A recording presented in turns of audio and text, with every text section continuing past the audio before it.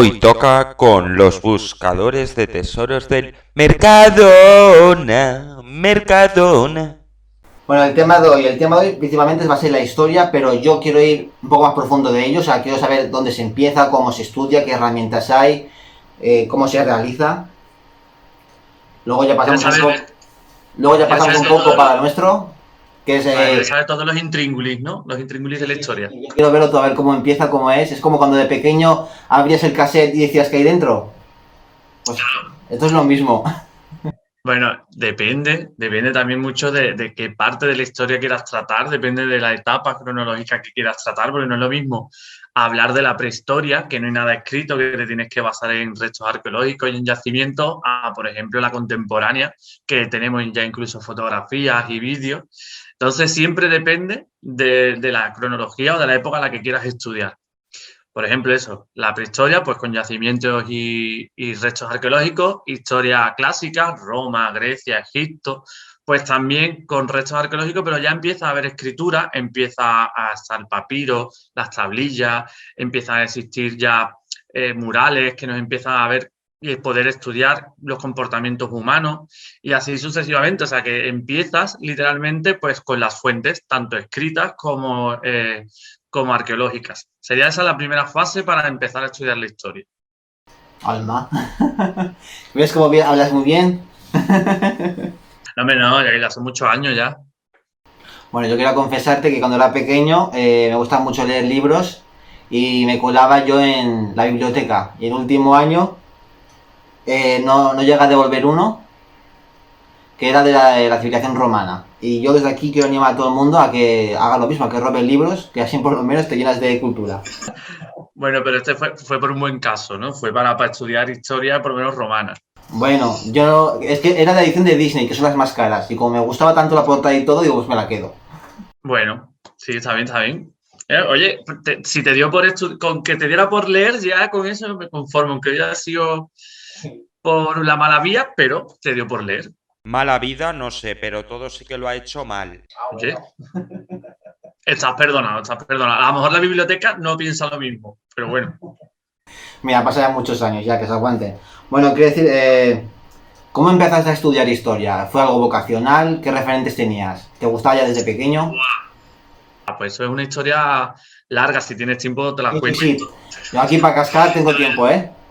El resumen es sí, el resumen es sencillo. Yo no iba para historia, yo iba a estudiar enfermería, porque mi familia, la mitad de mi familia es militar y la otra mitad es sanitaria.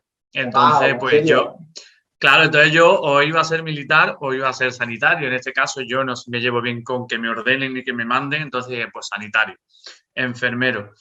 ¿Qué ocurre? Que como no estaba seguro, pedí un año sabático y en ese año sabático se convirtieron en 2, 3, 4 y me dieron los 25 y dije, ¿ahora qué hago? ¿Ahora qué hago? Porque era la época de la crisis del 2009, 2010, 2011 y dije, ¿ahora qué hago con mi vida?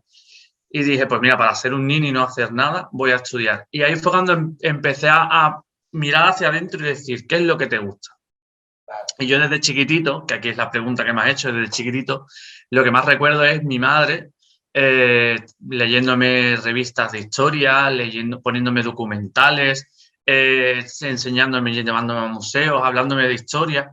Y me di cuenta que durante toda mi vida o toda mi infancia había estado ligado a la historia y que me gustaría estudiarla. Es verdad que a lo mejor en el instituto nunca le di importancia porque no era a lo que yo iba a dedicarme, fue una asignatura más, pero dije, bueno, why not? ¿Por qué no? Vamos a probar. Miré el listing de asignaturas y dije, me gusta. Y así empezó mi pasión.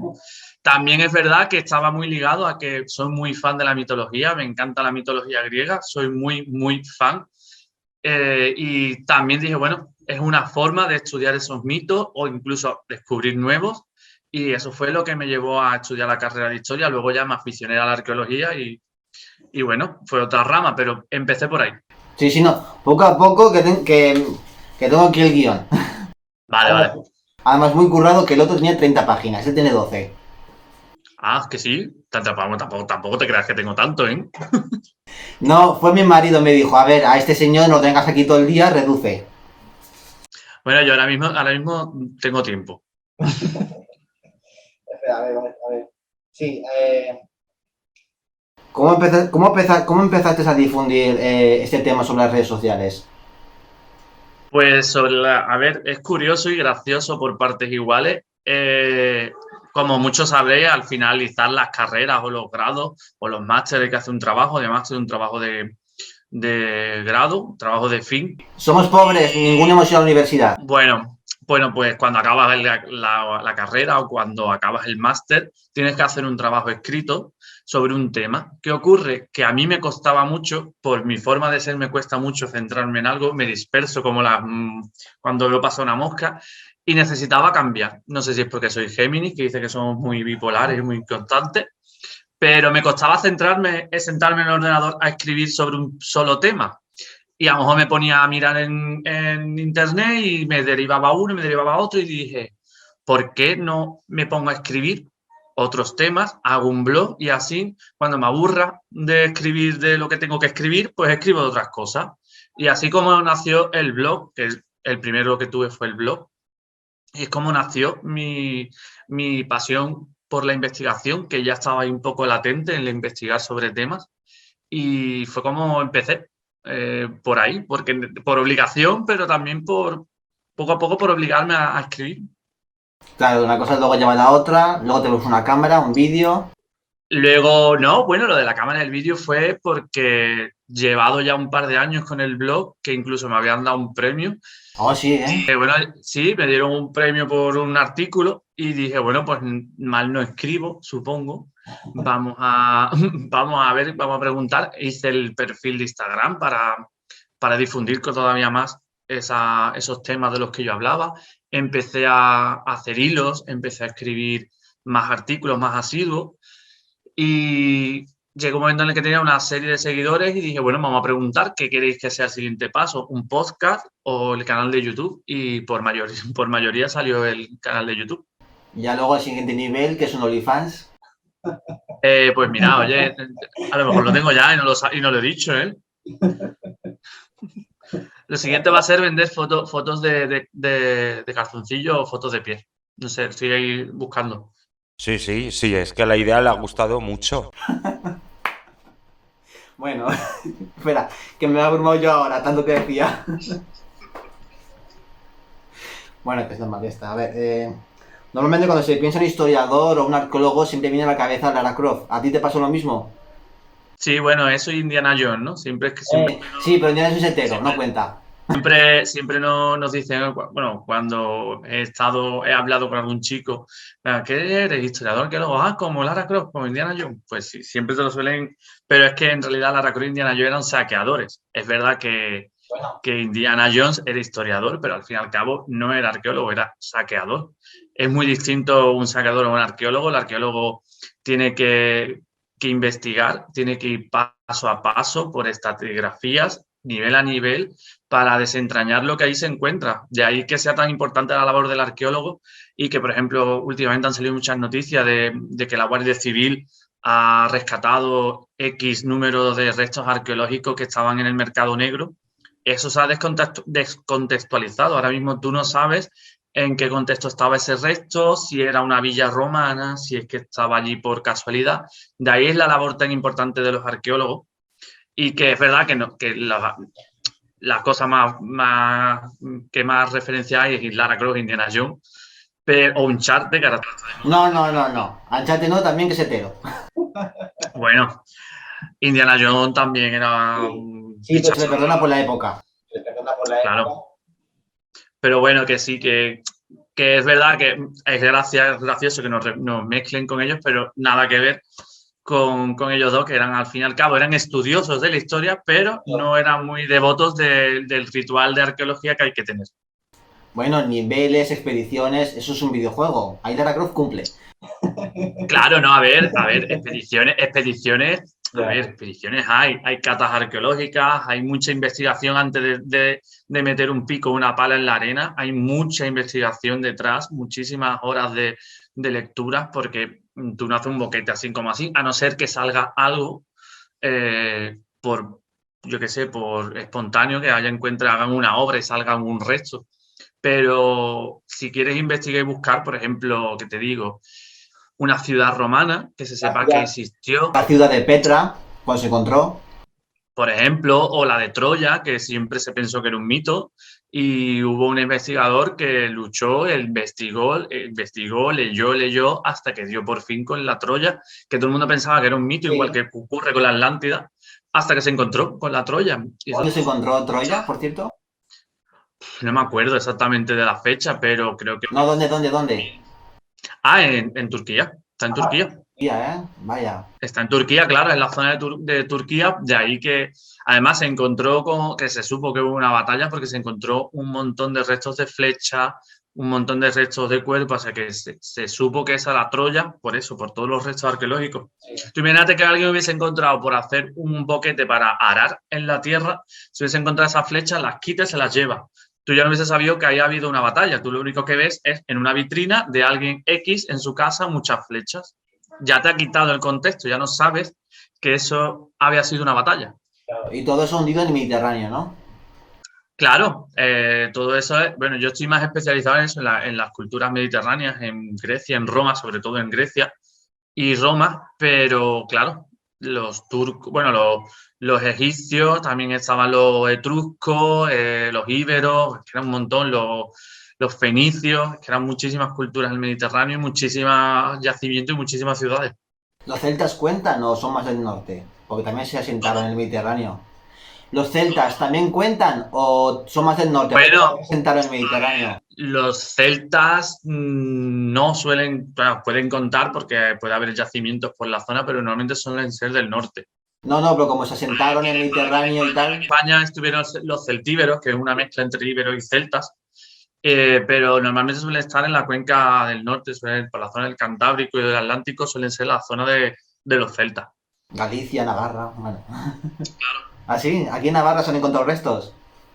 No, me refiero que sí, que de esa zona, bueno, ahí en Navarra creo que sí, que hay, no, ahora mismo no estoy, yo es que ya te digo, soy más de Roma y Grecia más que de otras culturas. He hablado de los celtíberos, he hablado de los íberos, de los celtas, pero no me he parado a mirar yacimientos arqueológicos. Bueno, aquí hay huellas de dinosaurio, como mucho.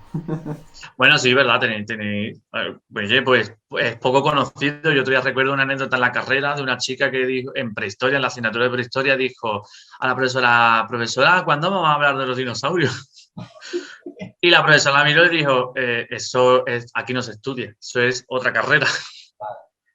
Pero están muy relacionadas, ¿eh? Sí. Sí, pero bueno, al final es otra carrera porque ellos estudian más bien los huesos.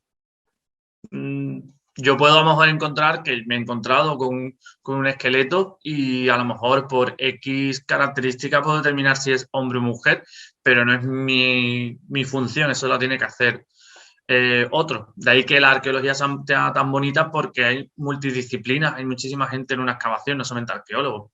Hay gente que estudia los minerales, gente que estudia el polen, incluso las semillas, gente que estudia los huesos. Es muchísima gente alrededor de una excavación. Jolín. No digo la terminología de los trabajos porque si no la gente se va a quedar como ¿eso qué significa? Prefiero decir en general para que la gente lo entienda.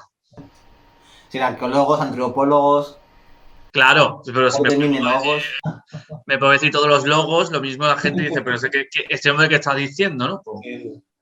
Bueno, ¿cuáles son los métodos utilizados para analizar una fuente? Bueno, complicado porque para analizar una fuente, si es escrita, al fin y al cabo, pues comparar si hay otros registros de la época, compararlos, leerlos. Que te digo, por ejemplo, en la época romana, si había algún autor que había escrito, por ejemplo, Dion Casio, si había escrito algo, pues ver si hay a otra persona de la época que escribiera también y ver si comparando, pues tienen similitudes, porque es algo que siempre se dice, en la carrera lo decimos mucho, que la historia la escriben los vencedores. Entonces hay que tener mucho cuidado con lo que leemos de la antigüedad, porque allí no estábamos ninguno, por más que encontremos, por más que leamos, allí no estábamos ninguno ni sabemos al 100% si es verdad o no lo que hemos leído. Tú espera. Es más probable que invente la máquina del tiempo a que arreglen el cambio climático. hay que basarse mucho también en los restos arqueológicos, que eso sí que no suelen mentir. Así que hay que tener cuidado con las fuentes escritas. A mí es que será que soy arqueólogo, que me gustan más las fuentes arqueológicas más que las escritas, pero hay que hay que tener siempre mucho cuidado y buscar de otra época, de la misma época, buscar otras fuentes, intentar compararlas, porque así es como descubres las similitudes y si hay algo distinto, si hay algo que falla o si es verdad o mentira. Qué complicado, ¿no? No es tan fácil, ¿eh? No es tan fácil. Sobre todo cuando te encuentras yo qué sé, con un texto del siglo XVIII, con ese tipo de escritura y buscas otro. Es muy complicado. Joder. ¿En qué medida, no sé si me escuchas bien, en qué medida podemos hablar de cualquier evento del pasado? Porque, por ejemplo, si hablamos de Cleopatra, la mayoría de sus fuentes o escritos vienen de Roma y no le tenían mucha simpatía. Y se sabe que se han llegado a exagerar cosas de ella. Entonces, Bueno, a Cleopatra, por ser mujer, le ocurre algo parecido como le puede ocurrir a Zenobia de Palmira, que también la tachan. Es que hablar, por ejemplo, de Cleopatra, ese ejemplo, por ejemplo, es que es muy preciso y a ella, por ser mujer, que ya de por sí en esa época ser mujer era un escalafón muy bajo y ya si encima tenías poder, era como te salías del rol y ya de por sí a los romanos eso no les gustaba. Lo que a la pregunta la he respondido en realidad con la anterior. Muchas veces tenemos que tener cuidado con lo que leemos porque no hemos estado allí y se tiende a escribir el vencedor. Y en este caso, Cleopatra fue la vencida. Y claro, obviamente la pusieron vestida de limpio. Otro ejemplo es Safo de Lesbos, que esa es incluso mucho más anterior de ella, que era griega, y se salió también de los cánones establecidos para una mujer. Se separó de los cánones establecidos de una mujer y también la pusieron vestida de limpio. Muchos años después, muchos siglos después, cuando se empezó a alabar su labor como poetisa, pero en la época que quisiera estudiar, que quisiera educarse, eso no estaba bien visto para mujer. Si queremos a lo mejor comparar, por ejemplo, Heliogábalo también se le puso, o a muchos emperadores se les puso de todo por lo que hicieron, pero es que dentro por ejemplo, de lo que decían de Heliogábalo, a lo mejor habría que poner muchas cosas en cuarentena, porque muchas a lo mejor las añadieron para ratificar el por qué lo quitaron del medio y pusieron a otro. claro. O sea, se podría decir que la certeza realmente es algo sesgado, que no se sabe realmente. No es que no es sesgado, es que tampoco podemos. Yo no puedo tomar al 100%, por ejemplo, lo que decía, volviendo a mencionarlo, Dion Casio. Yo no puedo decir que todo lo que él dice en su escrito o fuera realidad. Es que no. Es que, por ejemplo, de Heliogábalo se dijo mil cosas, que asesinaba, que usaba niños, las vísceras de niños, los sacrificaba para leer el futuro. Son cosas que cuesta mucho creer que ocurriesen en una Roma y sobre todo que se lo hicieran a un niño romano, porque es que no. Entonces cuesta muchas cosas de determinados personajes que cuesta creértelas, que sucedieran de verdad y que no hayan sido añadidos de escritos después. Es complicado en ese aspecto porque, por lo que te digo, porque es que. Lo veo demasiado ambiguo, es lo único, claro. Claro, es que cuando quieres, por ejemplo, en Egipto también ocurre, cuando querían dejar de hablar de alguien, le tachaban de la historia, borraban su nombre y había sido el peor. Sí. Pero es que a ciencia cierta, solamente lo saben los que vivieron en esa época. Nosotros podemos tener muchas referencias, lo que te he dicho, podemos tener muchas referencias de Heliogábalo, de las cosas que hizo. Me hablo de él porque es el que más conozco, pero de Heliogábalo hay muchísimos autores que escribieron sobre él y en muchas cosas coinciden. Algunos, por ejemplo, su final o su muerte, cada autor ha dicho cómo fue y son distintos. Entonces, ¿a quién creemos? ¿Cómo creemos? Claro. ¿Cómo murió? Sí. Voy a escuchar cinco muertes. Una que fue las letrinas, otras que lo asesinaron los soldados, otras que lo encontraron con su madre abrazada dentro de un baúl. O sea, una cosa un poco rara. Claro. Hay muchísimas, igual que lo de Cleopatra, tampoco hay varias fuentes de cómo fue su final. La que se ha establecido por porque Hollywood la puso así en la película, es la de que se suicidó con una serpiente, pero hay muchísimos distintos finales para ella de distintos autores. Sí, ¿cuál sería el más lógico? El más coherente. El más coherente, sí es verdad que el más coherente es el que se quitase la vida. No sé cómo, pero que se la quitase sí, porque era una forma de, como cuando dice, no me voy yo porque me echen, o sea, me voy yo porque quiero, no porque me eches. Es que ella sabía que si la cogían y se la llevaban a Roma, la iban a ridiculizar, cosa que sí le ocurrió a Zenobia de Palmira. Zenobia de Palmira sí que se la llevaron y la pasearon por Roma, porque ya le había ocurrido con Cleopatra, de lo que se le había escapado y no habían podido dar ejemplo. Con Zenobia sí que lo hicieron, a Zenobia la pasearon y no se supo más nada de ella. Ay, pobre. Y Zenobia fue una gran reina de Palmira que yo, sí, bueno, si la gente que vea historia y que sepa historia, la ciudad de Palmira fue hace unos años destruida por ISIS y la ciudad era un vergel, un oasis en mitad del paraíso que ella creó. Bueno, creó, que ella subió, porque antes de ella no había casi nada. Y cuando empezó a hacerle frente a Roma, dijeron los romanos, no, otra vez no.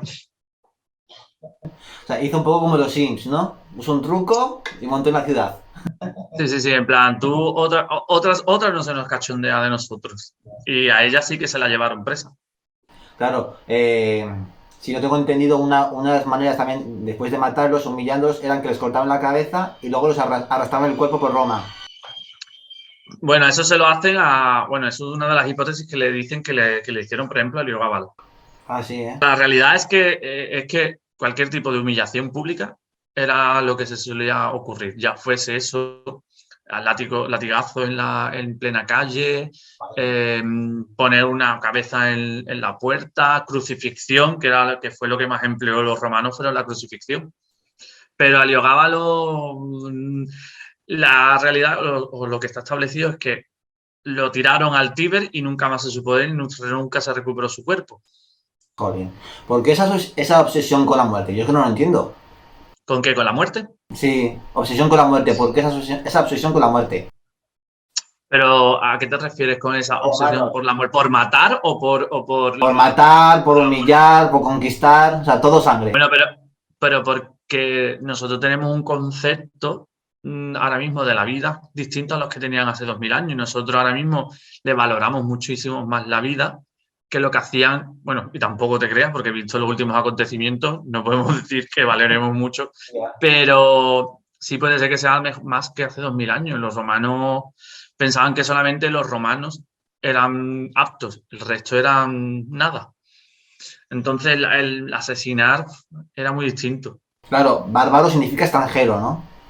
Claro, ocurre, claro, pero no solamente con la muerte, con el sexo también ocurre, con mil cosas. El romano, pero con los esclavos barra bárbaros barra extranjeros, aquello era lo que quiera. Madre mía, esa gente. ¿Fueron los escribas los únicos que plasmaban los acontecimientos? No, hay no solamente escribas, hay también historiadores clásicos.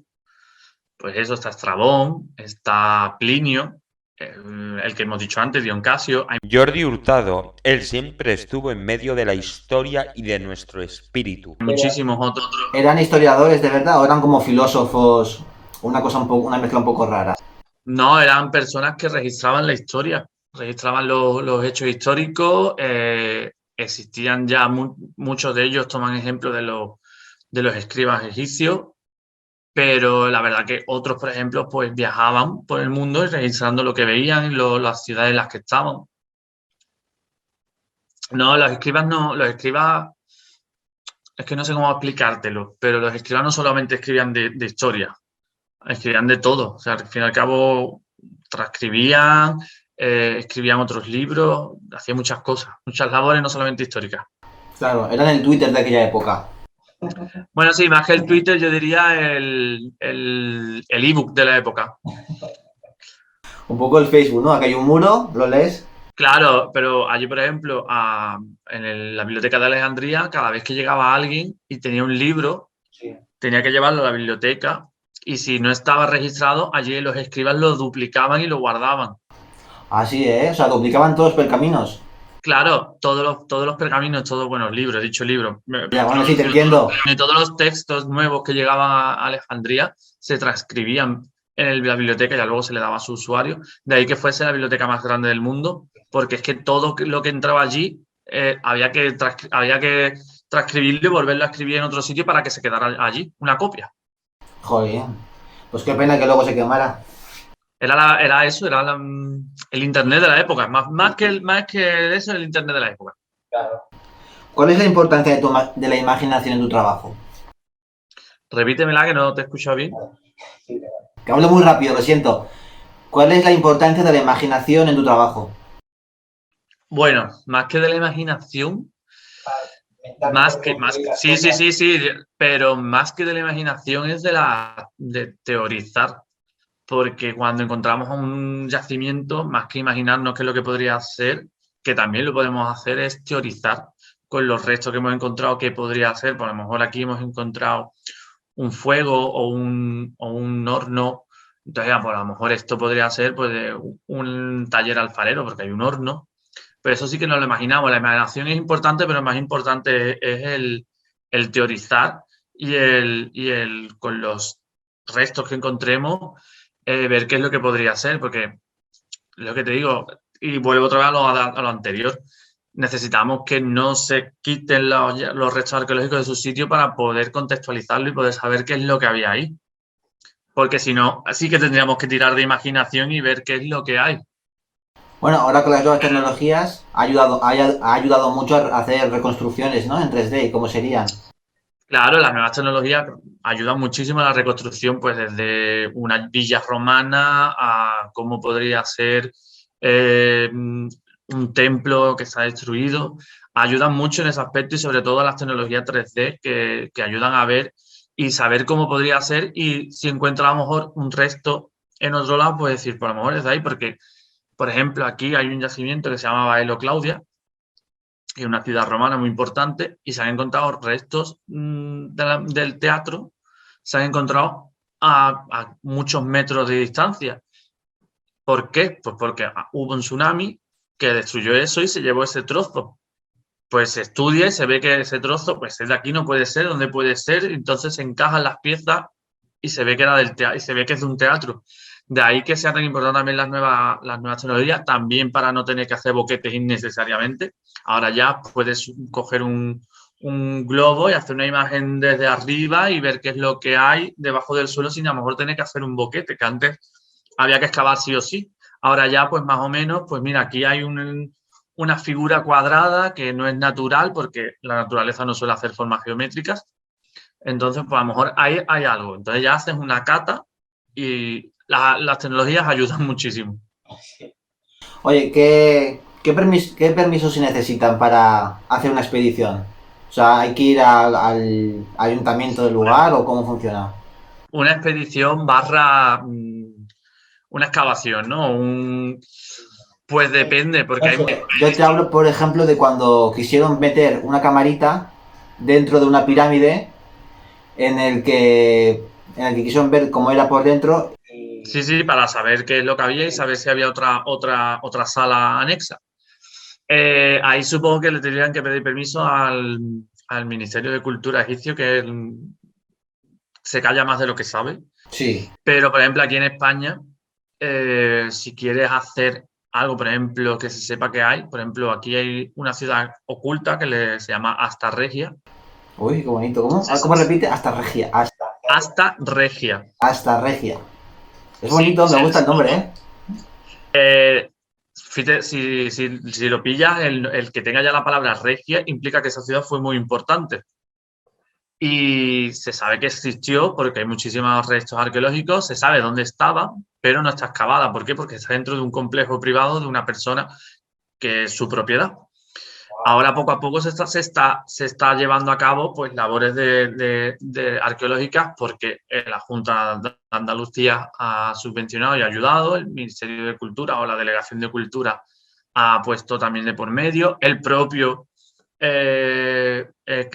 propia persona que tiene ese terreno también ha ayudado, pero son muchos pasos los que hay que dar, no es hola, hago un boquete y ya está. Luego, si te ocurre que aquí yo soy de Cádiz, no sé si lo hemos dicho, pero soy de Cádiz, y por ejemplo, Cádiz capital, toda la ciudad es un yacimiento arqueológico. Así es. Toda la ciudad. A ver, explícame eso. Mira, a ver cómo me tengo que remontar muy para atrás, pero bueno, para que se entienda. La ciudad de Cádiz eran islas, de ahí que se llamaban las Islas Gadeiras, eran las Islas Gaditanas, eran 3 islas separadas de la península. Con el tiempo y con los procesos naturales, pues se unió a la península por los procesos de llevar arenas, se unió. Pero en su momento eran islas, llegan los fenicios y en una zona ponen su ciudad y en otra ponen la fábrica y el cementerio. ¿Qué pasa? Que luego se unió todo, como he dicho, pero es que toda la ciudad entera estaba construida, toda la ciudad entera era un resto arqueológico, toda la ciudad tiene restos de alguna forma. ¿Qué pasa? Que cada vez que se quiere hacer algo aquí, hay que tener un arqueólogo de por medio, porque tú no puedes hacer un boquete en Cádiz porque sabes que va a salir sí o sí algo. Eso es lo que le suelen decir aquí, es una arqueología de urgencia, se hace un boquete, aparece algo, porque quieres hacer un sótano, quieres hacer un ascensor, quieres poner una tubería, lo que sea. Si pasa de unos centímetros una distancia establecida, ahí tiene que haber un arqueólogo. Y si sale algo, se para la obra y hay que sacarlo o ver qué se hace con él. Ese es otro tipo de encauce. Y ya luego están las expediciones, como tú le dices, que son más campañas arqueológicas, por ejemplo, en los yacimientos que ya están establecidos.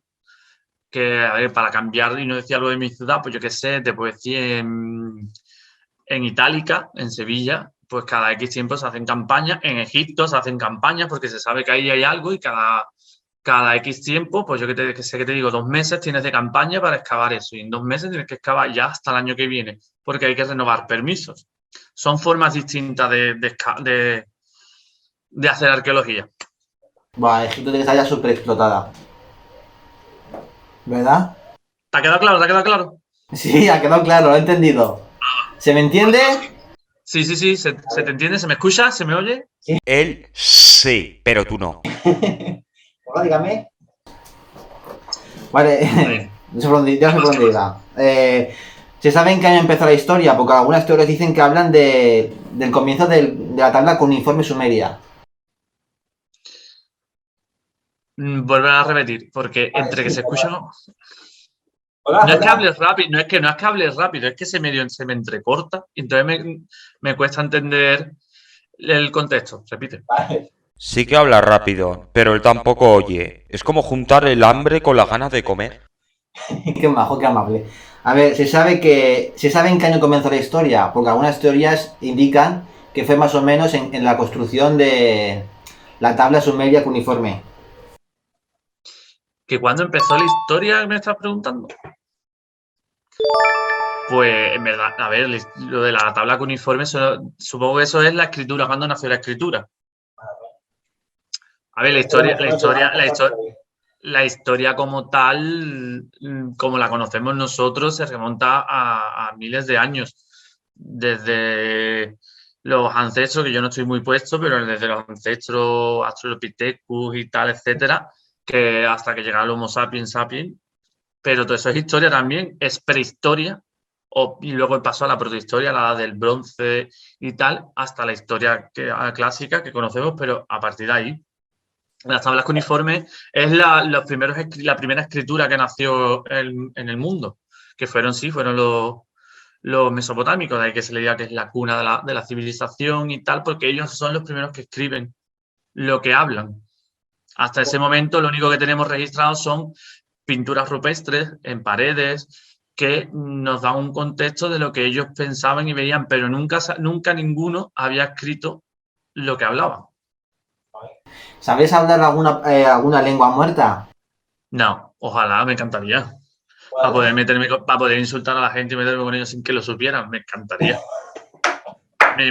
Me encantaría. Qué capullo. Sobre todo ahora donde trabajo, que más de una vez que digo, Nada, nada. Me encantaría decir algún insulto y quedarme a gusto. Y me diga, ¿qué? Digo, nada, nada. O sea, ni latín antiguo, ni griego antiguo. Latín, no, porque por ejemplo, como te dije, yo no iba para historia, yo iba para enfermería, por lo tanto mi bachiller fue de salud, de ciencias de la salud. No hice el de humanidades, que ahí es donde dan latín, griego. Entonces, claro, cuando yo llegué a la carrera, la asignatura de numismática, que era la asignatura que tienes que leer las escrituras y tal, yo lo pasé muy mal. Lo pasé muy mal, pero claro, está San Google, que lo transcribe todo por ti, Bueno, y claro. Dicen que el griego es muy fácil, muy sencillo. Sí, bueno, a ver, lo que es difícil es que estamos acostumbrados a otros caracteres. Nosotros estamos acostumbrados a los caracteres nuestros y el de ellos, que es como el de los rusos y tal, es muy distinto al nuestro, entonces nos cuesta. Bueno, siempre se puede. Bueno, a mí me han dicho que es más fácil, más sencillo. Escucho alguna palabra y me suena, al oído me suena bonito.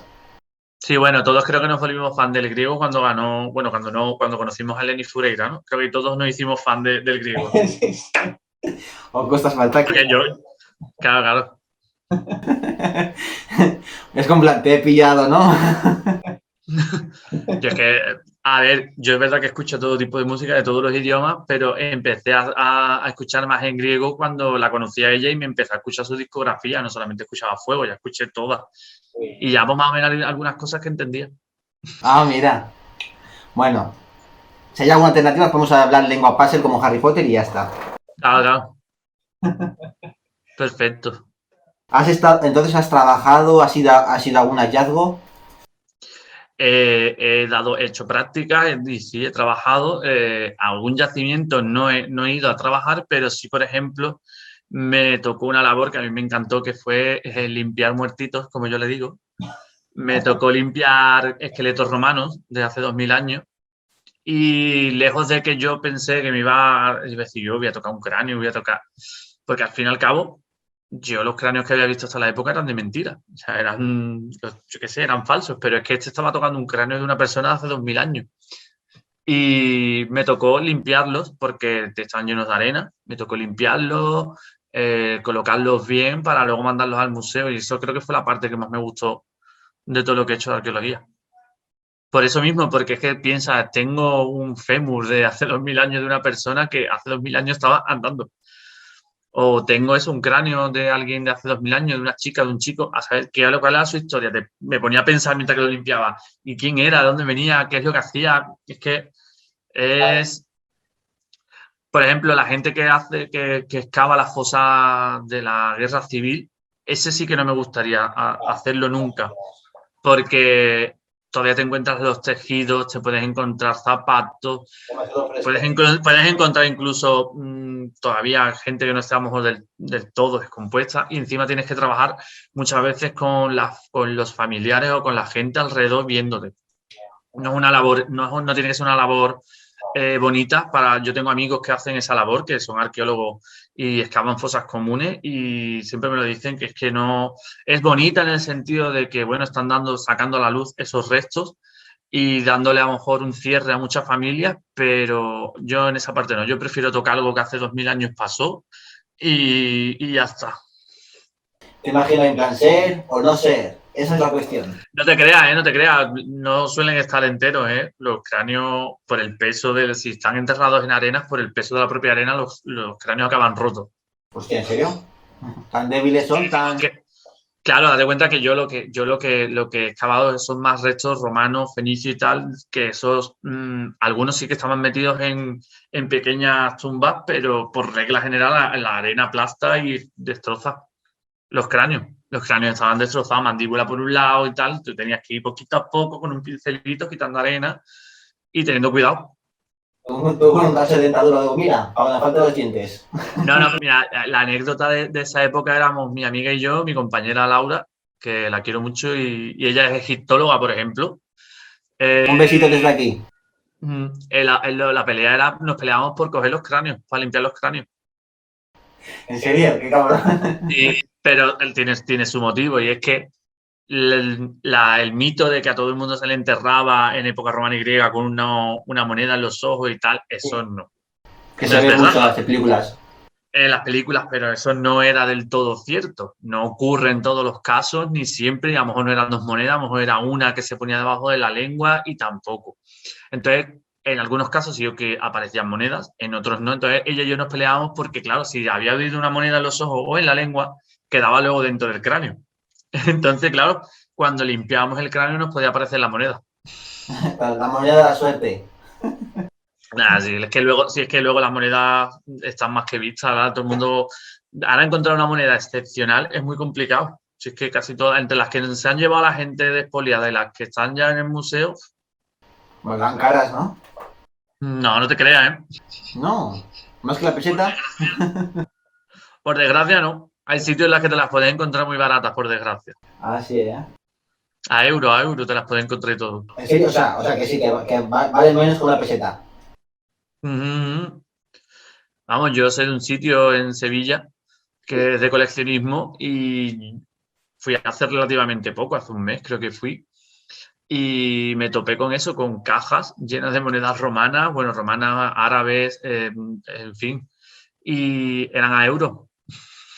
Yo pensé que eran de broma, o sea, pensé que eran falsas porque yo tengo 2 monedas, pero las mías son falsas. Tengo una moneda griega, un dracma, con la efigie de Atenea y es falso. Y luego tengo otro de la efigie de Alejandro Magno y también es falsa. O sea, me las compré falsas, sabiendo que eran falsas.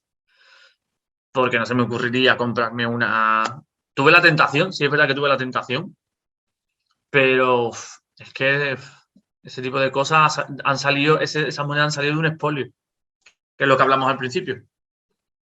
Joder. ¿Sabes cómo se financian las investigaciones? Porque lo que normalmente se suele creer es que son los museos. No, pues muchas veces suelen ser las facultades, por ejemplo, también suelen financiar mucho las facultades, que al fin y al cabo son financiadas por el Ministerio de Educación también. Luego hay muchas otras financiadas por Europa, pero relativamente hay muy poca financiación, ¿eh? Para la arqueología, aquí en España hay muy poca financiación, pero poquísima.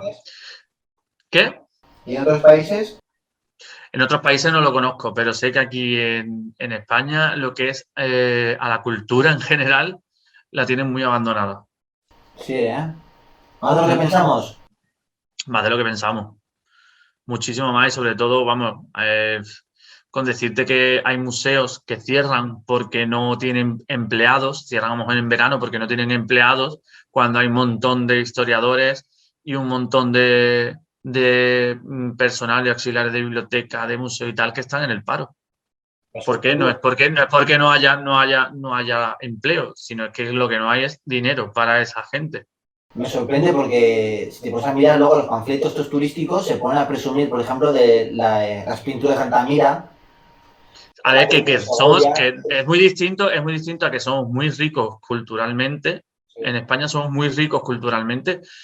Hace poco leí un artículo que creo que éramos el primero o el segundo país más rico culturalmente, pero una cosa es eso y otra cosa es la puesta en valor que se le hace desde los gobiernos a lo que tenemos. Porque, sin embargo, somos más ricos que Roma, que Italia, y sin embargo Italia,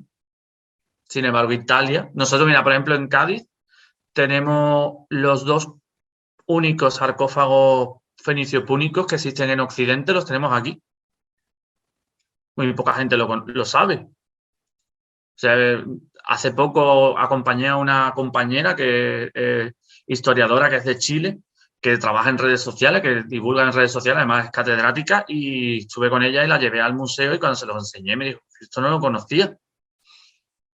Y es como, joder, si es que tenemos tenemos cosas muy importantes. Luego tenemos de las pinturas más rupestres más antiguas, claro, también del mundo, las tenemos aquí. Las cobras de Altamira, si no paran de rentabilizarla.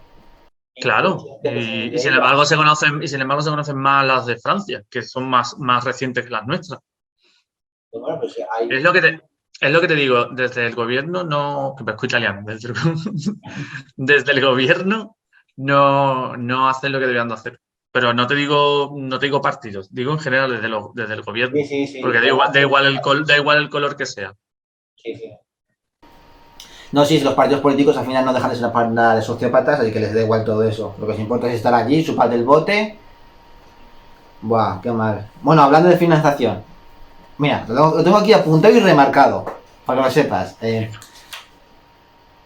A ver, ¿cómo es posible que una empresa sea capaz de extraer momias que no dejan de ser gente muy muerta para luego rebozarla como croquetas y hacer pintura sobre ella y que nadie se quejara ni dijera nada? Eso fue una cosa que me sorprendió cuando lo trabajé, No sé. porque sí, haciendo el Del artículo. país o algo. Ese señor con bigote es mío, no me lo quites. No, pero eso, bueno, si te sorprende que triturasen momias para hacer pintura, lo que hacían no solamente era triturarlas, también se las llevaban y la gente rica de Inglaterra compraba una momia, la exponía durante un tiempo en su salón, en plan, mira lo que tengo, como el que se compra un jarrón la exponían allí, pero por lo que lo he vuelto a decir, porque el poco valor que se le daba en esa época y la cantidad de momias que había. Se han perdido muchísimos registros históricos por culpa de eso. Se trituraban momias de animales, momias de personas, se trituraban para hacer color. Es más, se dejó de fabricar el color porque se quedaron sin momias. Eso era del siglo XVIII, ¿no? 19, 18. Sí. 19, 18. Sí, vamos, además ese es el artículo que te he dicho yo que fue con el que gané un premio, que era el de los colores de la muerte. Y ese fue muy gracioso porque es que se cargaron tropecientas mil momias para crear el color que era el marrón muerte. El color marrón de toda la vida, de la tierra. Sí, que en el artículo lo pongo, el típico cuadro de La libertad guiando al pueblo de Delacroix, los marrones de ese cuadro están hechos con momias. Ay, qué fuerte. Está hecho con seres humanos ahí esparcidos. Bueno, con seres humanos y con animales, porque ya te digo que no solamente también eran de animales, también eran de gatos y tal. Sí, a lo mejor para un ciego y es un maullido. Dice el cuadro. Sí, pero como eran de hace tantísimos miles de años, pues ahora quién viene a decirle, Quillo, que has triturado a mi padre. Pero a ver, no entiendo. No sé, nadie se quejó. O sea, las momias eran de Egipto. No, porque en esa época no. El concepto de protección del patrimonio no era tanto como el de ahora. Por eso Inglaterra tiene tantísimas cosas del resto de países, Sí. porque durante esa época se llevó de todos lados y no era lo mismo. Y no devuelven, ¿eh? O sea, eso se queda ahí. No. Todo lo que tienen de Grecia se lo van a quedar, ¿no? Eso sí que sacan dineros. Hombre. A ver, es que no sé, me he quedado en blanco, digo, esta gente. Y qué valor, ¿no? Porque si tú decías que te daba cosa coger una calavera, imagínate coger una momia y luego hacerla así. Sí, además que yo me imagino en la fábrica, tú echando ahí en la trituradora, porque en realidad la momia estaba también con arena, tenía arena. O sea que coger la momia, bueno, transportarla desde Egipto hasta Inglaterra y allí en fábricas triturarla y mezclarlas con lo que tenía que mezclarla para hacer la tintura.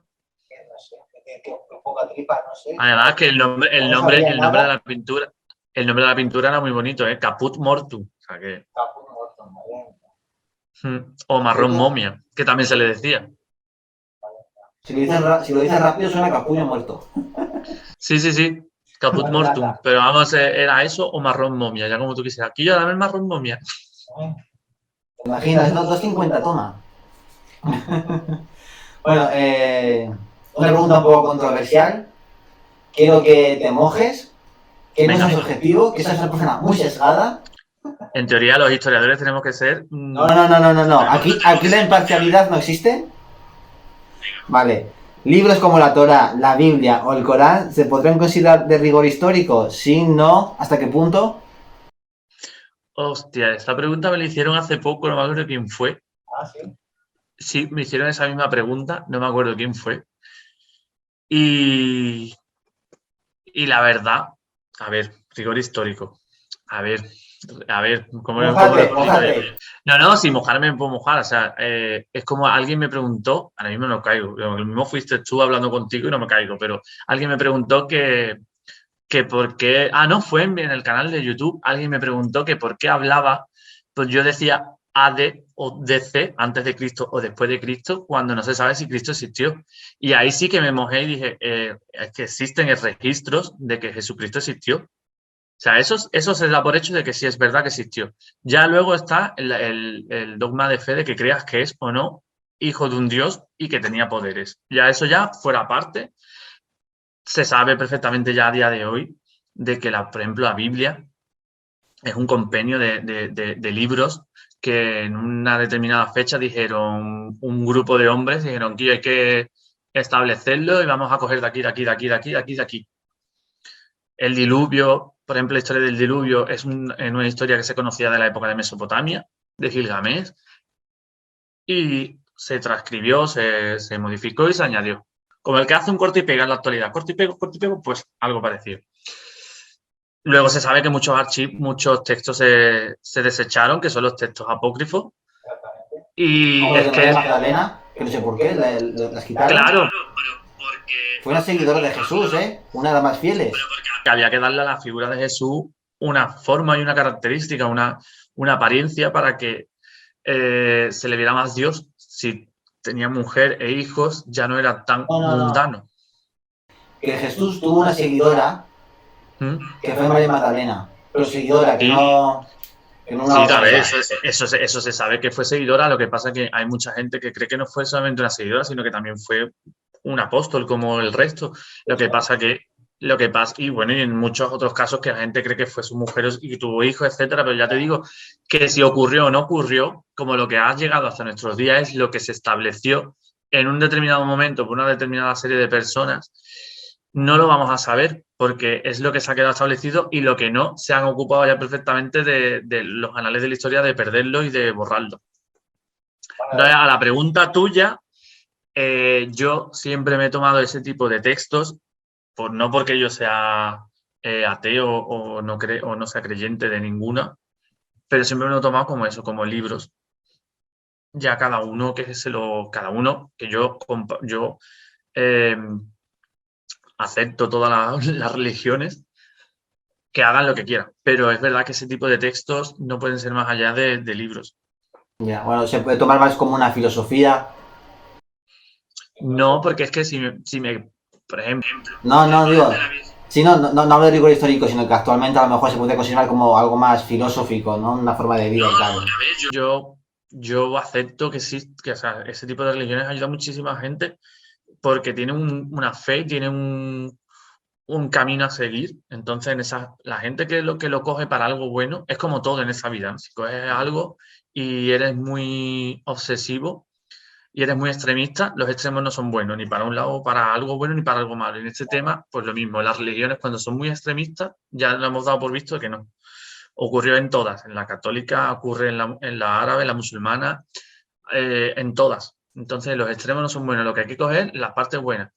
Que quiere ser buena persona porque quiere ser bondadoso para después ir al cielo y tal, perfecto, es que me parece estupendo. Que no quieres volver a comer más cerdo porque, bueno, pues no pasa nada, más jamón para mí, pero siempre en eso, en el aspecto de que sea algo bueno.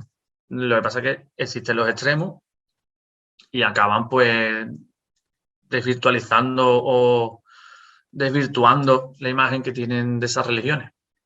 Bueno, lo que está claro es que, bueno, la Biblia fue escrita en hebreo antiguo, al griego, traducida al latín hasta el día de hoy. Ya, bueno, y aparte que es lo que te he dicho, que son textos que se fueron cogiendo en plan, este sí, este no, este sí, este no, este sí, este también, como diría la Veneno, tú sí, tú sí, tú sí, tú no. Pues más o menos fue así como se hizo. No, lo que me refiero es que, por ejemplo, los contextos, palabras, términos que se usaban al día de hoy, pues bueno, aparte de eso, que... Claro, aparte de eso, que de un idioma a otro, pues se van perdiendo, se van descontextualizando algunas cosas. Entonces, como el juego este de yo te digo una cosa al oído y vas pasando, pues claro, hasta que se estableció la Biblia como tal, las versiones que hubo. Eso es decir, ¿cuántas versiones? O sea, que decir, ¿quién fue el primero en reunir? Ni idea. De ese aspecto es que yo siempre lo digo y se ríe mucho de mí, pero a mí desde la caída de Roma hacia adelante, para mí todo está nubloso. Esa parte de la historia para mí tiene que ser algo anecdótico, algo que a mí me guste, que entonces sí que lo sé, pero hay cosas como eso, como la Biblia y tal, que no soy experto. No sabe, no contesta, como quien vive en Matrix. Lo que quiero, bueno, desde aquí, lo que quiero decir es que muchos de los libros, muchos de los apócrifos los tiene el Papa, el Vaticano, los manejan, no somos los que hay, Así que a saber lo que... A saber. Por eso existe el archivo secreto del Vaticano. Aquí tienen... Si es que el nombre lo dice, secreto. Algo pasa aquí. Sí, bueno, ahora te deja a los historiadores y a escritores los dejan entrar, pero claro, a todas las salas no. Hay una sala en concreto que no. Hay salas en concreto que no se pueden entrar. Ya, bueno, mira lo que ha pasado con la sábana de Turín, que se analizó por el carbono 14.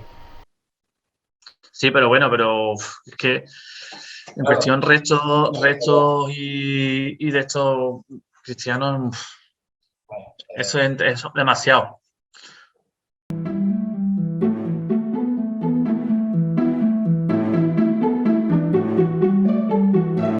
Tenéis este programa y todos en YouTube, Spotify, iVoox y Google Podcast.